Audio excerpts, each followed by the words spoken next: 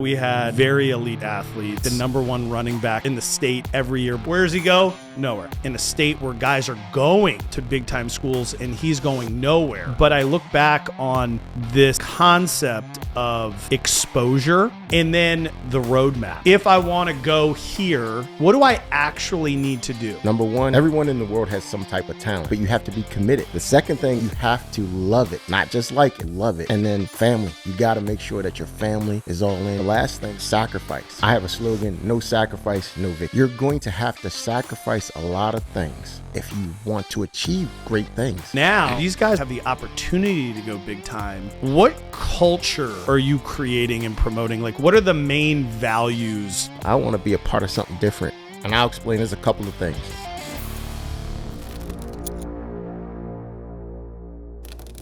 Greg Vetter Podcast. We have a special guest, Coach Hunt from the Annapolis Senior High School, my alma mater, and Mo, also an alumni. We've been having discussions for years about Annapolis High School football specifically, but all their sports from when we were there in the late 90s, early 2000s, and how magnificent the sports were.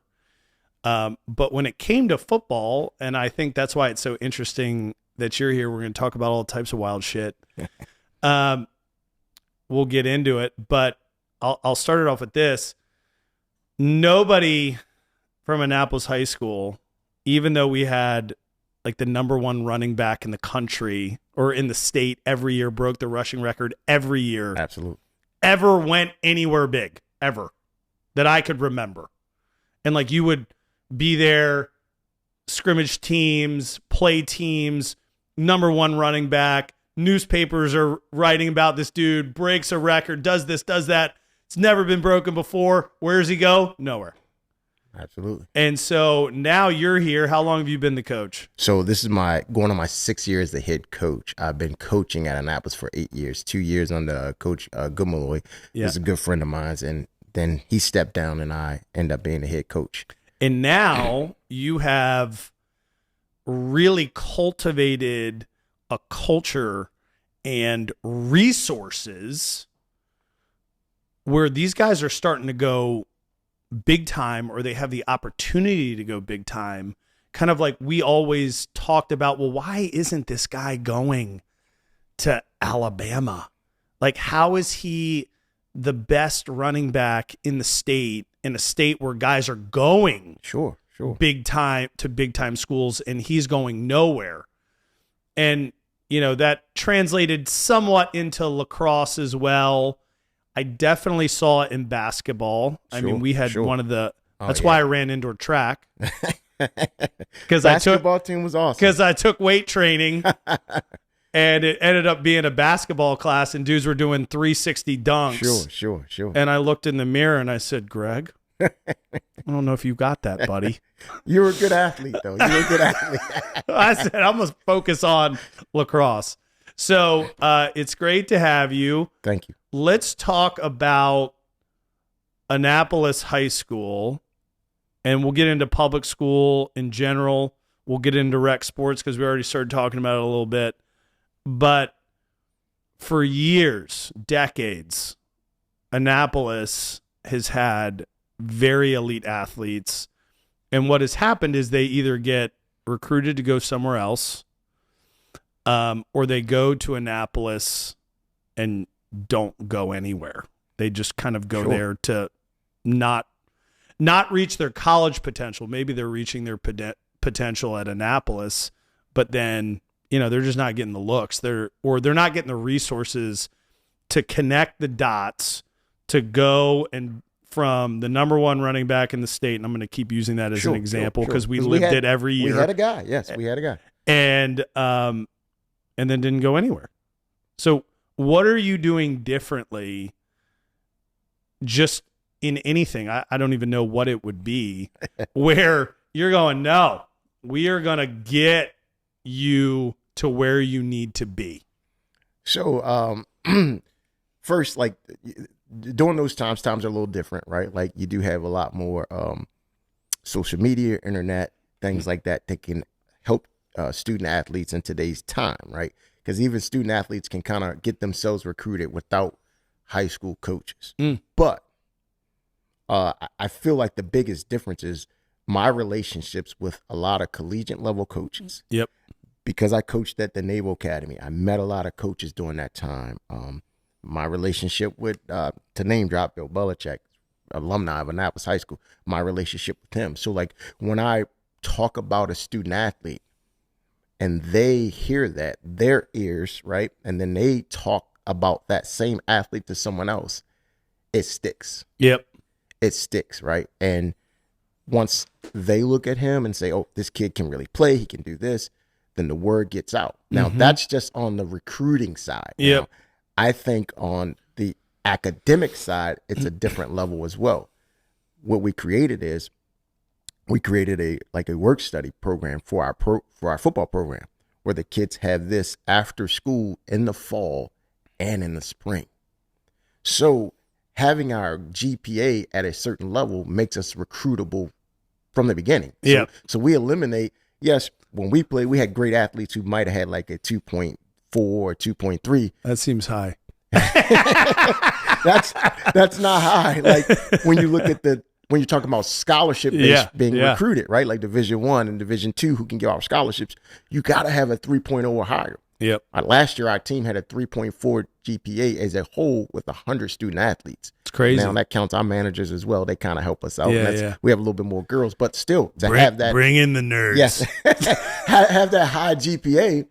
It makes all of our guys recruitable. So when coaches come in and we show them the list, their GPA, their SAT scores, they already have their NCAA number. So we make sure all of our sophomores who are going into their junior year fill out their NCAA clearinghouse. We sit them down. We do all that. In our time, I didn't even know what that was until I was about to almost graduate, right? I couldn't agree more. So, like, I mean, it was not a thing. Correct. So being ahead of that, right? Like I always told myself, if I got in a position, I'm going to do more for that part, right? Because that's stuff that the kids can take care of on their own, but we can give them a little bit more guidance, right? Now being on the field, you got to play, right? You got to show your talent. That's when we come in, right? That's where me and my staff, we have to advocate for these kids. We have to articulate for them about how great they are, not just as a player, as a person. Yep. And because of those relationships, and once you get one kid and the team sees that, oh, Annapolis has some talent. Like I'll just use Kimari Taylor. He was my first kid to go Division I. My very first year as a head coach, he went to Towson University. Go Tigers! Full scholarship. He was a running back. He played slot. He went on to play at Towson University. And then we had many more. Like just recently, Tyler Womack. He was the Rose Trophy winner, which is like the Heisman Award winner in high school. He shared the award with Malik Washington, who's the quarterback at Maryland, who was at Spalding. Those two guys tied for the best player in the area. Yep. Well, Tyler's at Villanova, full scholarship. Yep. You know, it's unbelievable. I mean, one of the things where I look back and you saw kids, and I'll speak only to the main sport that I played, which was lacrosse, and you would see where some of these other kids are going. And then you look at yourself and you go, I feel like I have similar talent. Or if not better. Why am I not getting those looks or those calls? What am I doing wrong? And at my time at Annapolis High, we didn't have a lot of resources to get us into college. I actually had the Severna Park High School coach trying to help me get into college. Wow. And, you know, it all ended up working out. Sure. But I look back on this concept of exposure. Are you being exposed to what hard work can turn into? And then the roadmap. Sure. Are you doing the things like, if I want to go here, what do I actually need to do? And I know we never had that conversation. No. And to think, I remember I had started a salad dressing company. I'm in Princeton, New Jersey, and I've told this story before. And I was sitting there after a long day of demoing, and I go, I wonder where Princeton is. And it was across the street. So I go, I'm going to go check this place out. Sure. So I walk on this campus, man, and it is one of the most beautiful places. And I thought to myself, if I had been exposed to this Sure. as a freshman, like, hey, man, you may not be able to get in here. Correct. But if you do these things, the probability of you going here will be dramatically higher. Absolutely. I probably would have done some things different. Now, again, it all worked out. Hooray for me. Great, great, great. But that's not true for the rest of the kids that just didn't go and play anywhere. And so outside of kind of, this isn't even really the basics, but you going, guys, this is what's required. Here's what you're going to be working on. What culture are you creating and promoting? Like, what are the main values that you're screaming in these kids' faces? Because I that's what I would be doing. Awesome. That you're like, this matters the most. Absolutely. And I'll explain. There's a couple of things. Number one, commitment. You have to be committed to what you're trying to achieve in life, right? Like everyone in the world has some type of talent, right? But you have to be committed. You have to be committed. The second thing, you have to love it, not just like it. A lot of kids like doing what they do, right? Like sometimes I tell my son, hey, you want to do this? Yeah, he likes it, but you have to love it to really want to pursue it, right? Mm-hmm. And then sacrifice, right? I have a slogan, no sacrifice, no victory. You're going to have to sacrifice a lot of things in your life if you want to achieve great things. Yep. And sometimes your sacrifice, it gets, let's say, unnoticed. Yeah. By people, right? But they don't see what you're doing in the dark. Yep. Because you're not always looking for that applause, right? Yeah. So, and then the last thing is family, right? You got to make sure that your family is all in. You're all in with your family. So that's how I kind of build our culture at Annapolis. Yeah. I'm going to be committed. They know the time that I'm putting in, the extra hours. I'll drive a kid all the way to a college on a weekend. And my wife's all in on that, right? She's like, okay, right. All right, take that kid somewhere. She might be a little upset, but like she's all in. We're she supposed to be having a picnic. That's right. That's right. You know, like I said, love. I got love. These kids might go through a lot of things in their lives that we don't understand. Oh, because we got all kind of backgrounds at Annapolis High School. Mm-hmm. That's what makes us diverse and unique. That's why I love it, right? You might have someone who is really wealthy on one end and someone who doesn't have a lot. I had multiple kids living in my house. Oh, I know. Growing up, in high school, I remember, and some of the greatest parties we can talk about of all time. Yes, that's right. No video documentation. That's though. right. Let's keep that out of here. But for when I'm talking about this, the distance, right? But when you come together playing football, we don't even look at that. Yep. We don't look at that. It's a pure meritocracy. That's right. At its finest. But I still have to approach each student athlete different. Yeah. Each kid different. Just because what's going on, right, in their life, right? Some kid might not be eating every day. Yeah. Some kid might be throwing away food all the time, right? I know. So we got to balance that. That's where the love, right? And then, like I said, the sacrifice, man. The sacrifice is huge on both ends, from my coaching staff, from my players, right? These 4 short years, right, go so fast, and the student athletes don't realize it. Dude, they're so short. They don't realize it. So that's why from day one, we go into the middle schools. We do a middle school signing day. We make the kids get excited about getting signed to play for Annapolis High School. I don't think no one else does that. And I'm kind of like, I probably should patent that, and I'm putting it out there. But hey, this is what we do, right? Like, nah, he doesn't do that. But the kids get excited. They show up. But from day one, we teach them these 3 or 4 things that our program is built on. Mm-hmm. Right. And then when the kids see that, they trust you.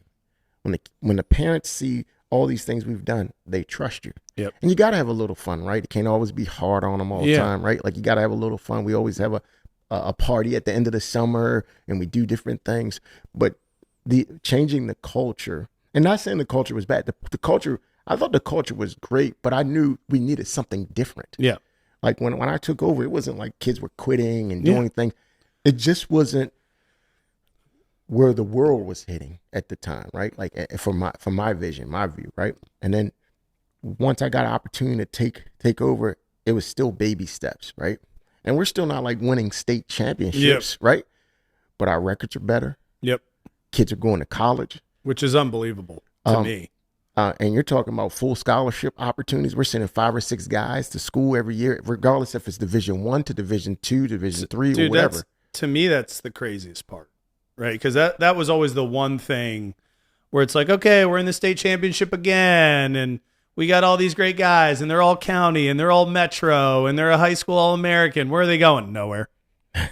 And you're just like, how? Yes. It's hard to believe. How is this possible? It's hard to believe. Yeah.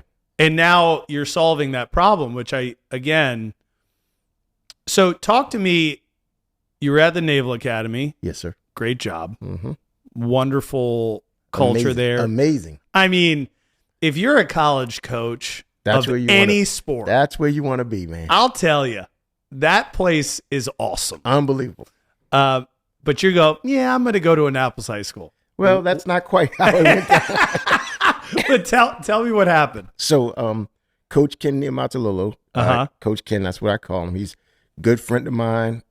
He's known me since I was probably around the age of 12, 13, maybe a little younger, 11, 12.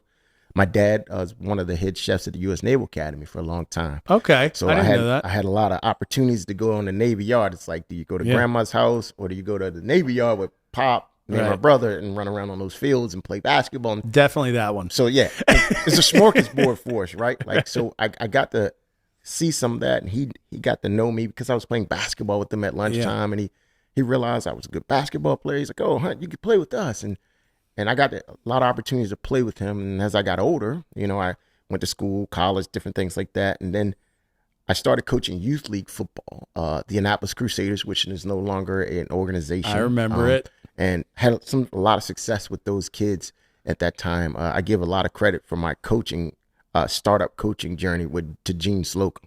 He's the one who actually reeled me in to be a coach for youth league. And I was in college at the time, and I was like, no, I don't want to really do this. And he's like, man, you'll be the perfect guy.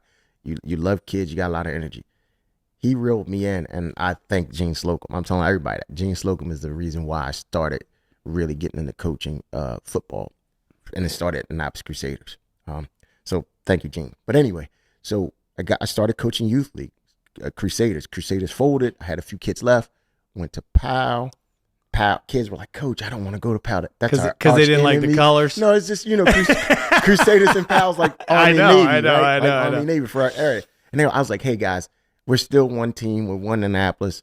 We're gonna do POW." And they're like, "All right, Coach, we go to POW." We end up winning a championship that year. Yeah. And then we started just rolling at POW, winning a lot of games, winning a lot of championships, won like 4 or 5 counties, states, regions, all this stuff. Like, we're amazing time at POW, right? And then I was still going over to Naval Academy, having fun.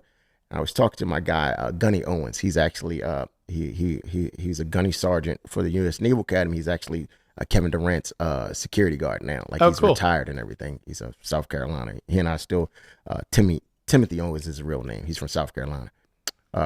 We still talk. But anyway, so he was like, "Hey man, let's go see Coach right today." I said, "Man, you know what? It'd be amazing if I had an opportunity to coach on the staff at Navy," right? He was like, "Well, let's go talk to Coach. You and Coach are tight." I'm like, "Nah, man." I'm like, "I'm just not ready." He was like, "All right." So he's like, "Hey, let's just go over to the field house, right? And let's have some lunch real quick." And I'm like, "Okay." And I was about to leave the yard. And he brings me over there, and he's like, "Hey, Coach Nehemiah, Coach Hans wants to talk to you about coaching on a team." And I'm like, "What?" And Coach Nehemiah's like, "All right, come in my office." He sat me down. I'm kind of sweating, and I'm nervous. Right. Like, we just finished playing pickup ball, but like, I talk to him all the time. Yeah. But I'm kind of nervous now because like, I was kind of put on the spot. I didn't have a certain tie on, suit, and none of that stuff, right? And I just said, Coach, I would like an opportunity to just be a part of your staff. And he was like, oh, don't worry about that. We could do more than that. I'll give you a position. And I was like, for real? He was like, yeah, don't worry about it.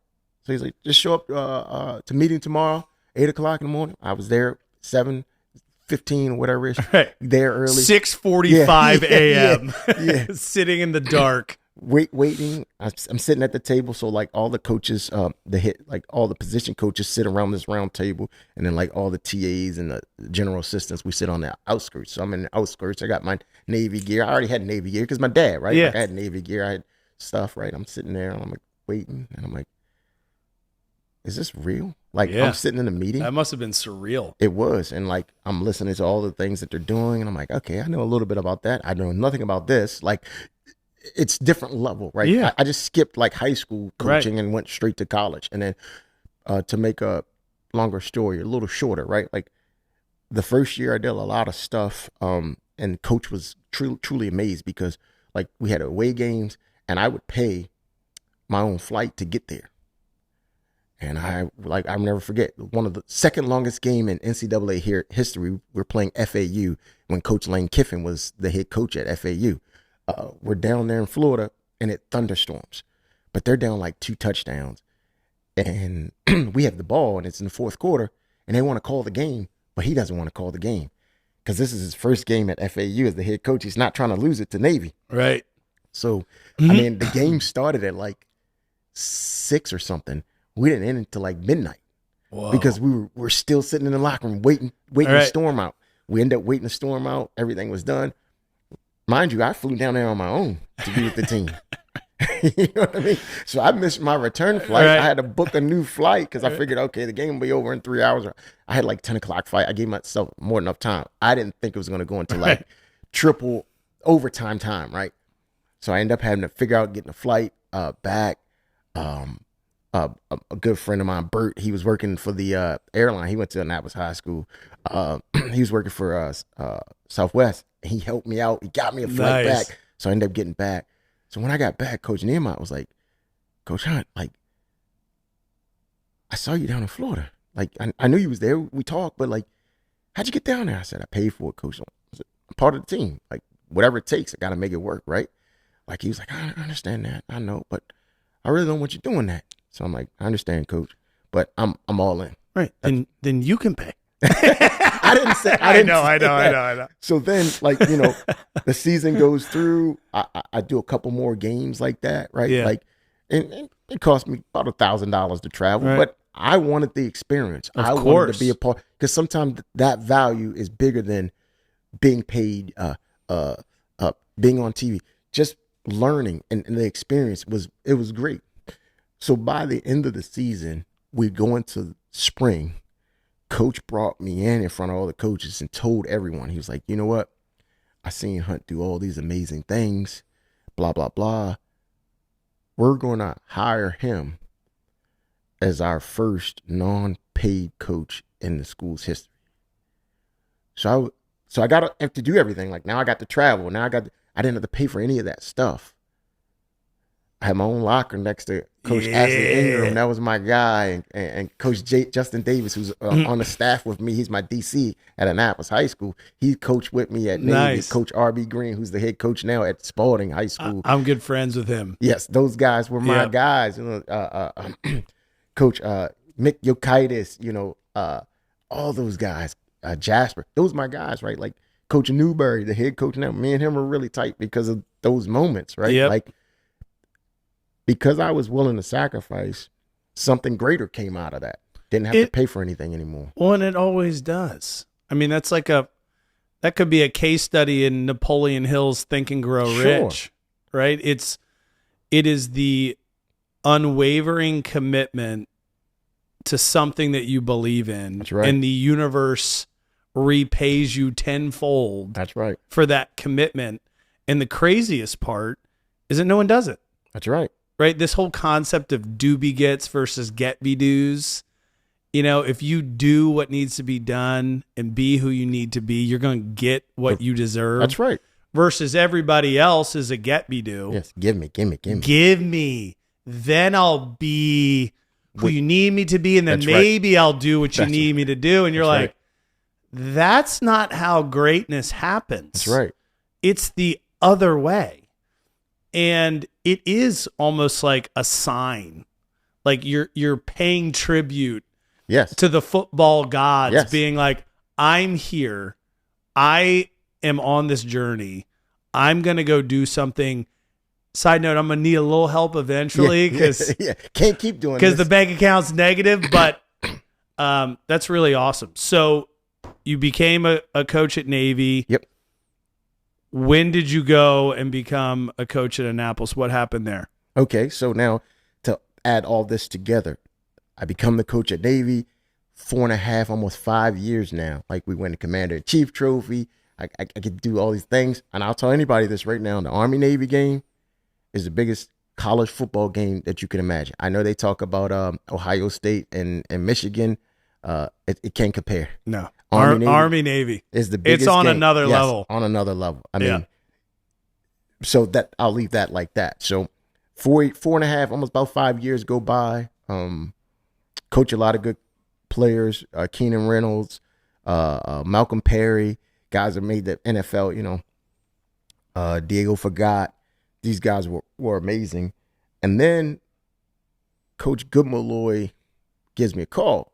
And he's like, hey, Coach Hunt, what do you think about coaching high school football, helping me at Annapolis, being my assistant head coach, defensive coordinator? And I said, Coach G, I love you, man. We brothers, but nah, I'm good, man. I'm coaching college football at Navy. Like this is beyond a dream. Like I never even imagined.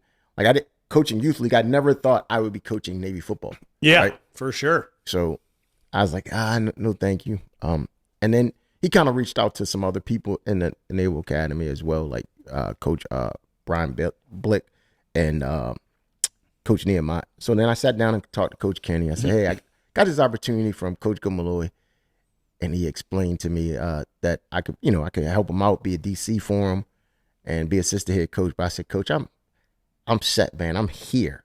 Like, I'm a fireman still, right? So, like, I know we didn't talk about that, but I'm a fireman, so I'm going on 20 years now. Next year will be 20 years for me as a firefighter. But at that time, I had around, like, I want to say, like, it was like 14 or 12-ish years, right? And Navy wanted to bring me on as a paid coach at that time, too. I was going to be quality control manager. And I appreciated that, but at the time, I couldn't take it because I'm a fireman. Like my career, I was like halfway through, and I wanted some more stability for my family because we all know the coaching game in college football, you could be there for 3 or 4 years and they could fire you. Now, the military institutions are a little different. They're not quite that way, but it can happen, right? Yeah. But anyway, so he and I sit down and talk. He said, well, let me talk to you. I said, yes, sir. So about after an hour and a half, we're in his office. He gets a beautiful office too, by the way. We're in his office talking, and he explained to me the big change that I could have and the impact in Annapolis versus the Naval Academy. He wasn't saying that I couldn't do it at the Naval Academy, but he knew I had grassroots here. He knew the community knew who I was, and I was an athlete, and I played basketball, baseball, football, track. I was a fireman. He knew the sacrifices I was making for the Naval Academy. He said, man, they need a person like you to help these kids. And I kept saying, Coach, man, I'm at a level that I want to be at. Yeah. So, like, what are you saying? He said, sometimes you got to go backwards to move forwards. He says, not a negative thing, but it also allows you to do a lot of different things as a coach. Where right now, I was dealing with like long snappers, kickers, holders, punters, and I was kind of like the special teams guy, and I did a lot of film breakdown with our grad assistants. So I was that guy that made sure all the film was chopped up for the week and all that stuff. And he's like, you'll get so much more out of your experience because you're going to have to do a lot. And he was like, I think it'd be good for you. And I said, Coach, I like coaching with you. And he said, don't worry about it. It'll happen again one day. And I'm like, all right. Like, so I'm starting to think, and I'm like, well, he's telling me like I should do it. And I'm like, I'm still like, no. So I go home. I talk to my wife, and I'm like, hey, babe, like, Coach Nehemiah thinks I should take the high school job and help out, but I'm at Navy already. Like, this is like home. And she was like, well, do you believe in what he's saying and stuff like that? I said, he's like my mentor of coaching. Mm-hmm. And I've never had a mentor for that, right? Like, I kind of just, like I said, Gene Slocum got me in the game, but he wasn't my mentor. Like, yep. Coach Nehemiah was a guy I looked up to. That's where I get the love and all that. A lot of stuff that we do at Annapolis, it's like mimicking what he did at Navy, right? So she sat me down and she was like, if he thinks it's right and you believe in what he's saying, like, you know, you should take a chance at it. So then I called Coach Gumaloy back and I said, hey man, I'll take the job. He sits me down, we talk, he interviews me. I end up being the defensive coordinator, assistant head coach to him. And I'm like, all right, he and I, we're going to change the world. We're going to change the world. First year we come out, we had a really good team. I thought it was still one of the greatest teams that I ever had. We went 3-7. But we had a lot of guys that were injured, right? But I thought it was like that talent that we just had. Like, you know, when we grew up, I'm like, oh man, we could really do something. Yeah. But then like 12 kids get hurt. I'm like, oh man, this is crazy. And then the very next year, COVID happens. So now COVID happens. We only have like a 4-game spring league because now we couldn't do the fall. And then, you know, they finally kind of let kids come back and then we could do like that spring league the following year, right? So now it's like, man, wow, this didn't really work out. College was still kind of playing, right? You know what I mean? And I was like sitting back thinking, and what have I done? Yes. And then the craziest part happened. Coach Gumaloy calls me and says, hey man, I'm gonna step down, but I think you need to take this over to the next level. I've done all I could do. I just think they need a new face and a new person. You got the energy.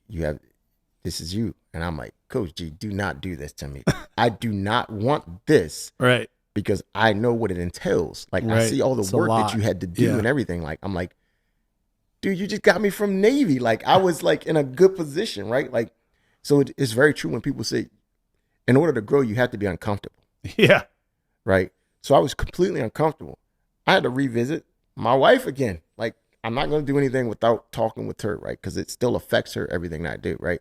Like, coming from Navy, yes, I was home more because I didn't travel as much, right?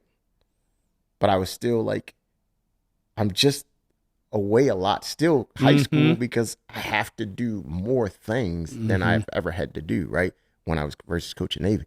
So then he was like, I think you need to do it. And he was like, you know, also, if you don't apply, like, I don't know if you guys will be coaching at Annapolis, whoever gets the job, right? Right. So then we had a good staff too. Jawan Petty, good friend of mine. He's actually the head coach at North County, right? He was on the staff with me, and they are like, Coach Hunt, man, you got to do it. I'm like, oh man. I talked to my wife. She's like, you know what? This is a sign from God, because if you don't do this, and as passionate you are about Annapolis sports, and I'm very passionate, always have been, no matter what. Annapolis till we die. I don't care. Like, Annapolis athletes are some of the greatest in the world. I tell people that. She was like, who will do this and have the same passion as you? Do you believe someone has the same passion that you have for, especially in Annapolis sports? I kept thinking, and there's probably somebody that does, but I couldn't think. I was like, Tom Spakianudis for the wrestling team is the only one I can think of. I'm like, I don't know. And she was like, well, you got your answer then. So then I applied, went through an interview process, a couple of different coaches, got down to the end. I ended up getting the job. And now I'm so grateful that Coach Gumaloy, Coach Nehemiah, they kind of like pushed me in this position, right? Because of what's happening now for the kids, right? And just the program. Dude, it's shocking. Again, Mo and I talk all the time about it. And it's one of those things where, you know, I carried the chip on my shoulder going to Annapolis High School for a very long time because there was pride in all of the athletics of how good that we always were. But then there was like a I don't even know how long, 15-year stretch, 15, 20 years. 20-year stretch where they sucked at everything. And then you're like, damn, this is tough, man. Like if they're not good at, because when we were there, being that good at stuff brought everybody together. Sure. Everybody was at the football games. Everybody was at the basketball games. Everybody was at the lacrosse games. Everybody was at the wrestling matches. Parties. Everybody was at the parties. Yes. We had team days. Yes. We had parties. Yes. Everybody was Yes. together. Black, white, didn't matter. brown. No Didn't one matter. gave a shit. Yeah. It was like we were amazing at stuff. We were all proud to go there. Everybody was winning state championships. And if you don't have that kind of reason to bond and have pride in place, that is a rough place to go. Sure. That is a rough place because it's a rough place to go anyway. It can be, absolutely. And then if you're not winning or at least competing, it can be. And everybody's not kind of coming together for a common reason to celebrate why you're there, that's tough. Sure. And so the fact that you have brought that culture not only back to what it once was, but multiplied it by 2 or 3 or 4 or whatever it is. I mean, it's nothing short, in my opinion, of a miracle. No, I'm not kidding. Because if you look at what has happened lacrosse-wise, and let's just use that as an example, and you said it, there's social media, there's club sports, there's all of these.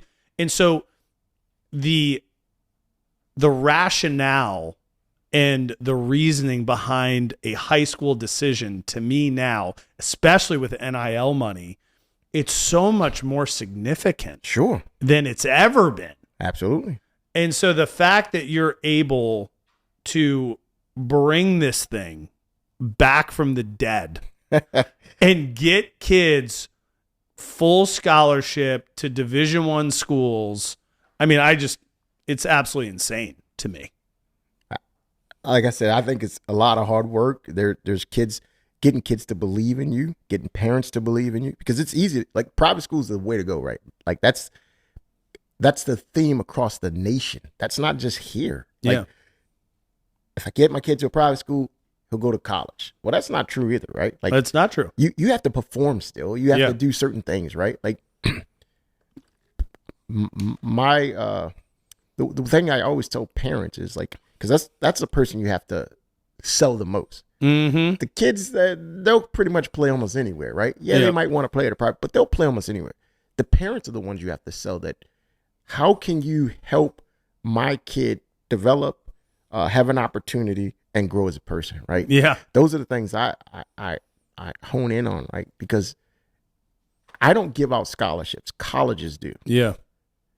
But if I check all the boxes that we're talking about earlier, that I make sure that you're ahead of the game, if we check those boxes, I can put you in a space where this college coach can say, this is a great athlete. Now I have to make a decision if I want that player. Well, not only that, but to have a leader of a sports team that is going to have a dramatic impact on their child. There's this concept called the second male. Mm-hmm. All boys need a second male to reinforce or give additional values that a father cannot provide. Correct.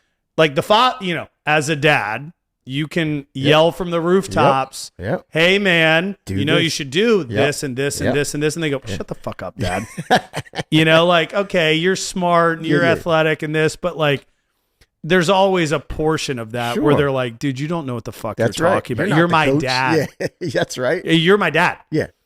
And then if you have a second male who's in there, who's going, wake up early, be organized, be disciplined, sacrifice, do what's required.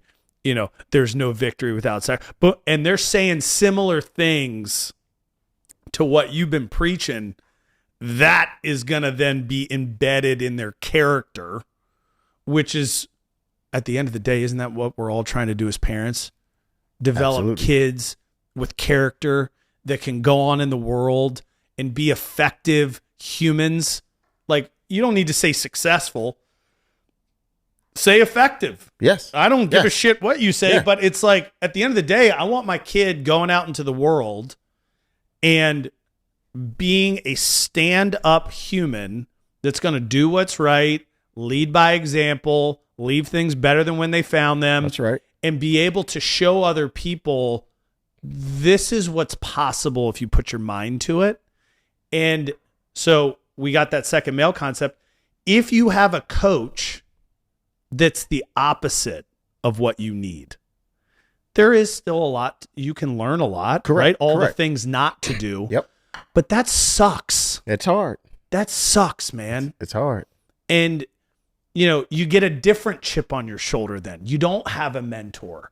You don't have a guy that you trust. Yep. You start acting out of it. It is almost like a fear mindset where it's like, I don't know what this guy's going to do. I got to do shit on my own. I can't rely on anybody.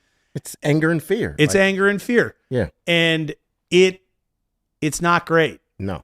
And, you know, when you can have somebody that you trust and is acting in your best interest, which is rare. Very you know, like, you can name on one hand the amount of dudes that you've had in your life. Sure. That are fucking acting in your best interest. Couple of fingers. Right? Like, it's not many. Yeah, yeah. They usually have your last name. Yeah, yes. You know? Yes. And so the fact that you can do that, it is just such an interesting, rare moment at a time where it really shouldn't be happening at Annapolis High. You know, like, I think your wife had amazing questions of like, who is that dedicated and passionate with that pedigree? And mind you, you are the perfect person because you have a different job. Correct. That can give you the income required to support your family. Correct. So it's like, it is a perfect storm for good where you have the financial stability and wherewithal and knowledge and pedigree to come into an environment and turn it into something that it just hasn't been. And so, I mean, kudos to you because, again, as an Annapolis High alum, you know, you sit there and you're like, for 20 years, you're like, fuck, dude. Oh, man, we used to be something. Yeah. And the only press that school was getting for a long time was bad press. It was not good. And so it's cool. It's really cool. And Mo keeps me in the loop. You know, he's always like, man, Hunt's down there doing something. I appreciate Brother Mo for that. Like, and it's not just me though. So like, I understand. Like, no, I understand, but like, you know, a fish rots from the head down. Yes, sir. Yes, sir. And if you weren't there, the rest of the guys wouldn't be there either. I understand how the team works. Yeah. But, you know, you're the engine or you're the heart, and a really phenomenal body without a heart ain't doing shit. I understand. I know from the fire department. Well, you're right. Right? You're right. That's right. It's like, wow, this guy's in perfect shape. His heart's not working. That's right. He's fucked. That's right. You're right. You're right. So, I mean, I thank you for that. Those great compliments. I just always like to make sure that my supporting cast, not just me, my other coaches, the other people who do so many different things, down to yourself, like helping, you know what I mean? Like, I get it. Donating and making sure kids get opportunities. Like, I'm just blessed to know the people that I know, the connections that I've made, and they're willing to help the kids as well, right? Yeah. To get the most out of their lives, right? So I know I always, a lot of people give me a lot of credit. I always say my last name is my family, my staff, my group of individuals who help. We're all Coach Hunt, right? We're all under one umbrella. Of course, I am the head, so I have to take the good with the bad, right? Like, but it's all of us, right? Without those guys and girls who do many things behind the scenes, countless things that people don't see, from either my buddy Brandon Gully. I had to say this. Brandon There Gully he is. Imagine Athlete, does tremendous work for Annapolis High School student athletes. Yeah. And mainly for the football program, where our kids get to do so much stuff that maybe they couldn't afford to do at times, right? Yeah. And him and his program and Pam and Ashley, all those ladies, they make sure they take care of our kids throughout the year. Yep. Not just during the football season, throughout the entire year. Yeah. They're checking up on them. We're doing research, how to help the mind, body, and soul of a student athlete. Yep. There's so many different things.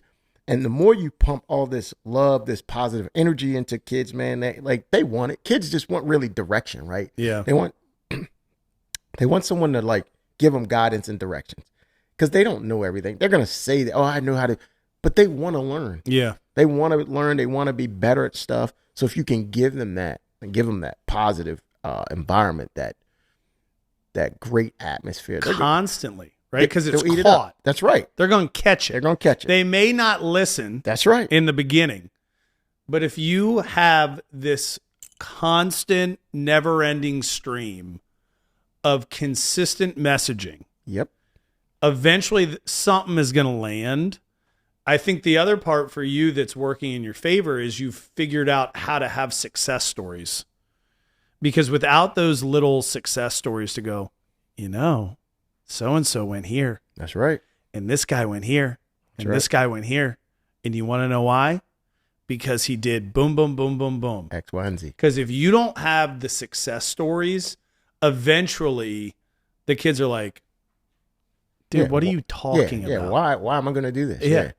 That's right. But you have those, which I think is very important to keep the journey going.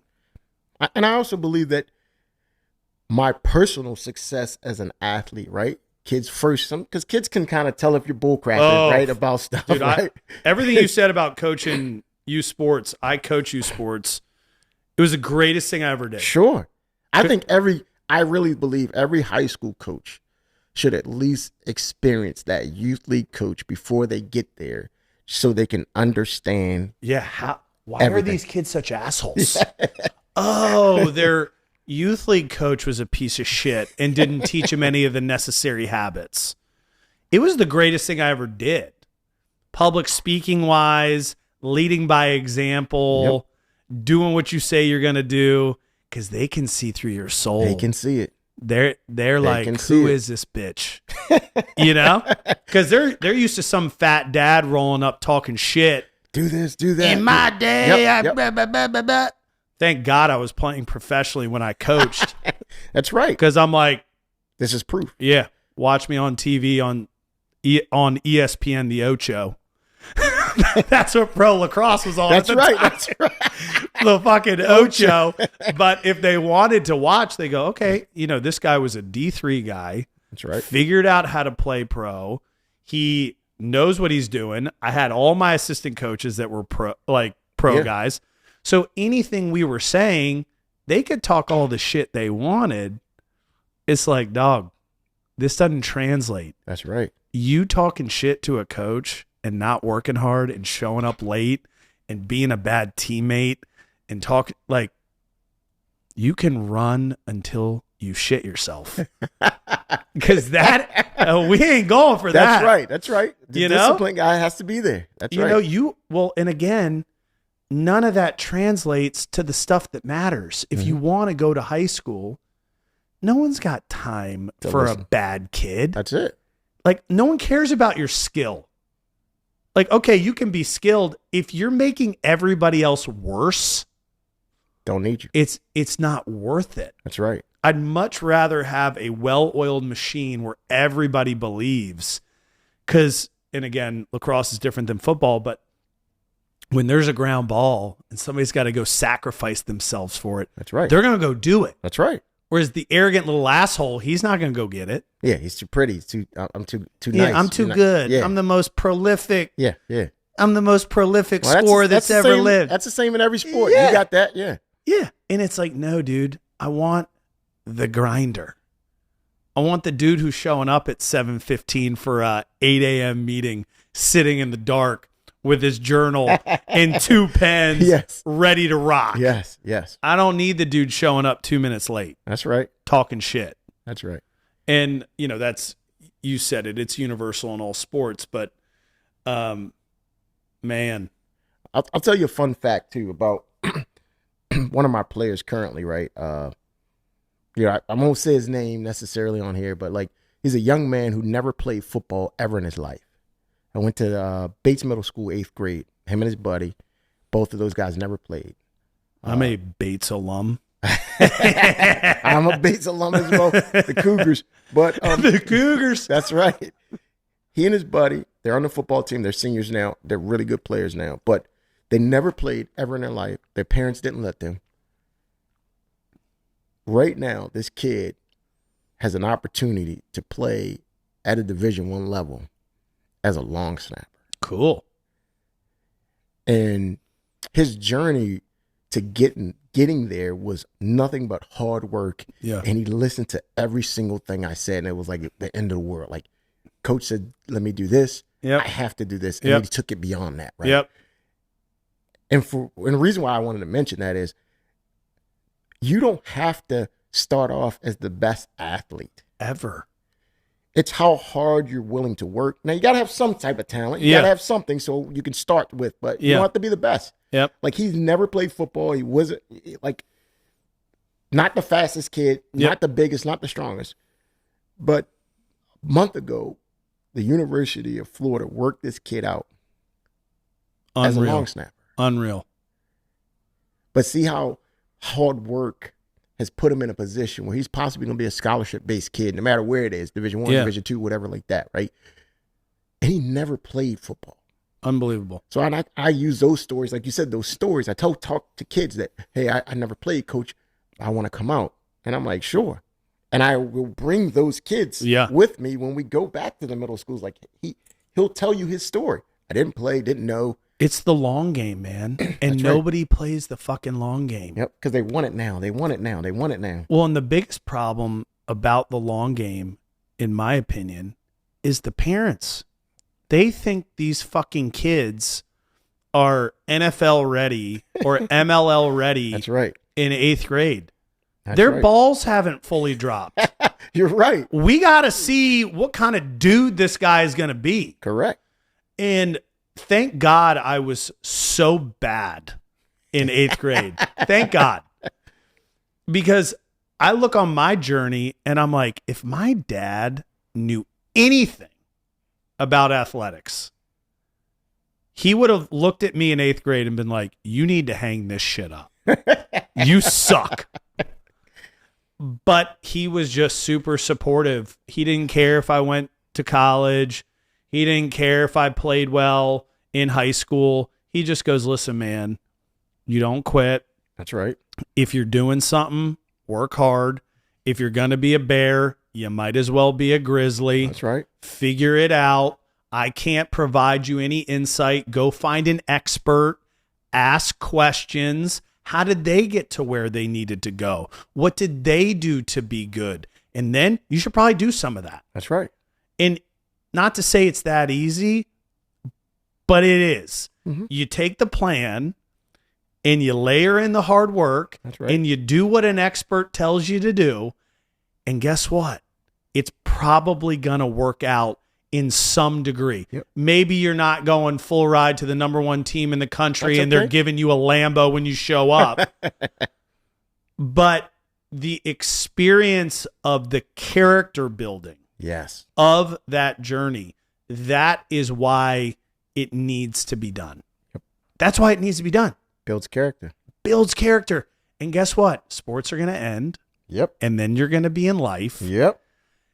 And then you're going to see what the world has for you. That's right. And the greatest thing that ever happened to me was just being an athlete with coaches that didn't really like me. And I had to fight my way and claw my way for the field. And I had to fight my way and claw my.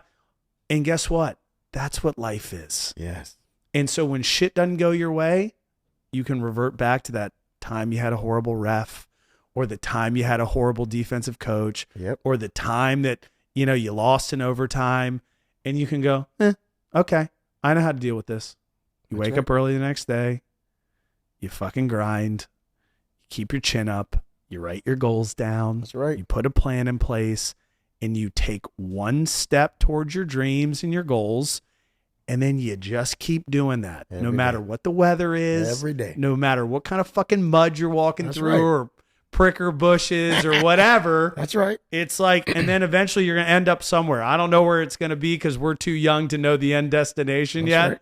Right. But you're going to get somewhere. That's right. And that somewhere's probably better than where you are right now. At least that's what I think. I think that's great. Like, I mean, I tell kids all the time, choose your hard. Yeah. Life's going to be hard either way. Like, if you So want to true. get in shape, right, it's really hard It's to be in hard. shape. But if you don't want to be in shape, it's really hard being fat and big. Like, And you sick. You know what I mean? So That's choose real your hard. Choose your heart, and that's all up to you, man. We have all the resources. I just want to pour into kids as many resources and opportunities so they at least have a chance. Because when they start high school, these are like the most important times of their lives, right? Yeah. Because they're still not really sure what they want to do, even when they're about to graduate, right? I like, know. yeah, they want to play ball, they want to do all this. You and I didn't. Like, we You knew. didn't know. You're just like, hey, I want to play sports. Yeah. But you don't know what you want to do and what you want to really become. And that changes when you get into college. Oh, I want to be a doctor. I want to be a lawyer. And then you're like working for some construction business. Right? Yeah. It's like, I still don't know what I want to do. I keep asking Mo. I think I know what I want to do. I want to retire from the fire department eventually and be a football coach permanently. But I think I'm close to what I want to do. But Yeah. this gives me great joy. So it's not like working Yeah. for me. That's why I can do it. Right. Yep. Like I love everything about it. I couldn't imagine coaching any other high school. Yeah. Right. Because of the connection. Yeah. Like, I'm just so connected to this community, and Yeah. like, we're all alum, we're friends, like, I don't know if I could have that same passion Yeah. if I was coaching, like, let's just say, and not say anything wrong about like Northeast High School or something, right? Like, Yeah. I'm not from the community. Like, I think I coach there, of course, but like, how much work that I'm putting into it and investing in time, it would be different, right? Right. Like I would still Like, do my best. Parents start coming at you that you Sure. played against when they were at Northeast, and you're like, bitch.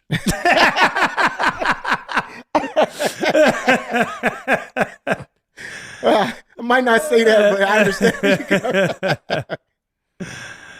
But That's yeah, great. Like it's just, sometimes I sit back and I'm like, man, when you think about it, like, I'm the head coach of football at Annapolis High School. I played here. It's cool. Like, I remember these days. They were good days. And I try to explain to those kids, like, you guys are building your own future. You're building your own memories, the new legacy of Annapolis. You know, we can't worry about what happened 15, 20 years ago. You're living in the moment. Yep. And this is how you can leave your legacy. You can leave what people remember Annapolis High School. And thus far, these guys have been doing a great job of, guys and girls are leading the way, providing information for other kids, making other kids want to be like a part of Annapolis High School. Like, when we're getting kids who are choosing to come to Annapolis over a private school, that's huge. Yeah. That's huge to say, I want to stay at my local public school. I want to be a part of something different. I want to be a part of this wave, this change that we're seeing happening. And it's happening for all of our sports, right? Like, because of, I think, like, football always sets the tone of the school year, right? Not saying we're the best or anything, but we set the tone of the school year. It's the biggest program, and it's the first thing that kids do. Like, You're gonna have to teach them how to play lacrosse, man. so me and Coach Green been talking a lot, and I've been trying to throw players to him. Right, the problem is they don't know how to play. Right, like they play football, and then our baseball coach is doing a great job. And I try to send guys. I like when our players play multiple sports. Yeah, because if all the best athletes play all the sports, we'll be better as a program. Yeah, and that's what we did back in the day. And I encourage that for all our athletes. I always tell them, play multiple sports, man. Yeah, like, be involved as much as you can, because we talked about earlier, this is a short time of your life. Yep. And enjoy it and be great at everything. Yeah. It's necessary. And I obviously a big fan of multi-sport athletes. One, I just think from an injury prevention perspective, you can't do the same movement patterns 365 days a year. Correct. You're going to wear those mechanisms Ligaments, out joints, and they're just going to blow out. So I did always feel like you did take one step back from a skill perspective when you switch sports, because I was the type of that just like fully committed to the new sport. But then athletically, you took probably 2 steps forward. Correct. Because you're like, okay, I'm building muscles over here that I wasn't building over here. And, you know, the greatest thing I probably ever did was run indoor track. Absolutely. To freaking get in shape for lacrosse, man. I mean, running for hours. You know, you would then go, and they're like, we're running sprints. I'm like, this ain't shit, dude. That's right. That's you know, right. like, I just came from the track. Yeah, like, are we doing it for 3 hours? Because if not, this is going to be nothing. Correct. So I highly recommend any of that stuff for anybody, because, you know, every sport, you got to be fast. Sure. You got to be strong. Sure. Nobody likes slow, weak people. It never works. There's not a sport that needs slow, weak people. That's right. They need fast, strong people. That's right. Put yourself in a position to be fast and strong. If I can give you any recommendation at all. And the beauty for us at Annapolis, right, especially with the football program, a lot of success as well. Our offensive line coach, Coach Brian Brown, is our track coach. Yeah. So a lot of our guys run track. Spring track?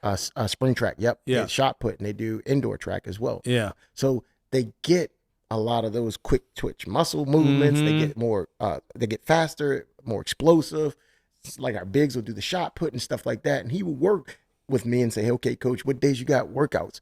Because if I don't need the bigs for these 2 days, they're going to go in the weight room with you guys. Yeah. Because they're not throwing. Yeah. So we're just making it work. We're making, and like that's why I say it's not just me, it's everyone working together, from our athletic director, Pete Alvanos, our principal, Ms. Whalen, everyone, like making all that stuff work so these kids can have this great success. That's why I try to, like, I know I appreciate the applause, but I know it's more than just me that's making this stuff work, man. Yeah. It's not, though.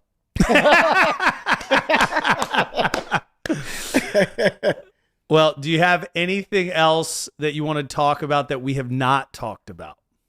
Well, I want people to know I do have a wife and 2 kids. My wife is an awesome woman. She's my heart. She's a big part of why I'm able to do a lot of this stuff. Yeah. Because this is for any young coach, older coach, anybody who's been coaching. If you're married, your wife or significant other, they're making great sacrifices. And if they're not all in, man, it could be a really tough time. And your kids, right? Like your kids, they might miss a little bit of some things, right? And I try not to do that at times, right? That's why I was like, I got to schedule a lot of stuff out properly. And I'm ripping and running.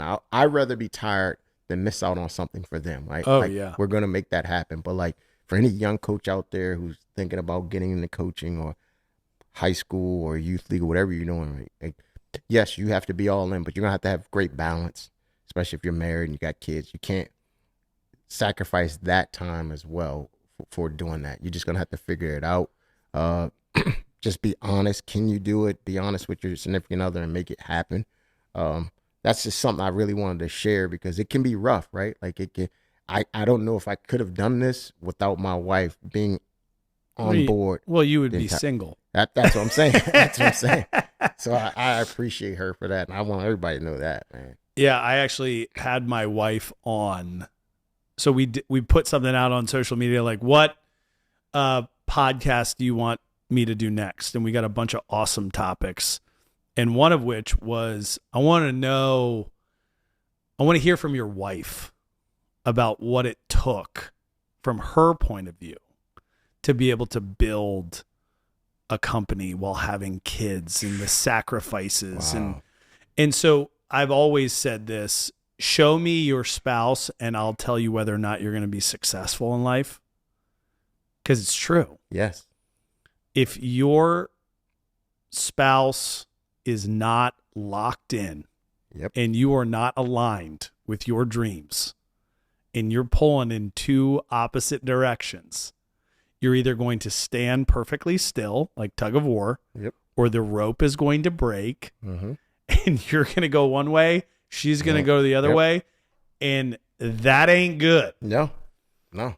So that's awesome. Again, she gave you great advice, man. Sure. I mean, Sure.